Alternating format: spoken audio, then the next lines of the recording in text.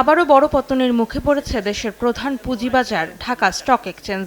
গেল ১৯ মের পর দৈনিক লেনদেন নেমেছে ৬০০ কোটির ঘরে। গেল সপ্তাহের শেষ কর্মদিবসে ঢাকার পুঁজিবাজারে লেনদেন নেমেছে ৬৭১ কোটি ৯৯ লাখ টাকায়। যদিও সপ্তাহ শুরু হয়েছিল বড় উত্থানে, পরের কার্যদিবসে পতন পড়লেও ঘুরে দাঁড়ায় পরদিনই। অবশ্য পরের ২ কার্যদিবসে দেখতে হয়েছে টানা পতন। দৈনিক লেনদেনে এমন পতনের সপ্তাহে ঢাকার পুঁজিবাজারের প্রধান সূচক কমেছে ৯৭.৮৩ পয়েন্ট। বাজার মূলধন ৭,০৭,৬১৫ কোটি ৫৩ লাখ টাকা থেকে নেমেছে ৭,০৩,৮১২ কোটি ৩০ লাখ টাকায়। খাতভিত্তিক দৈনিক গড় লেনদেনেও দেখা গেছে বড় পতন। ২১ খাতের মধ্যে ১৭টিতে কমেছে লেনদেন।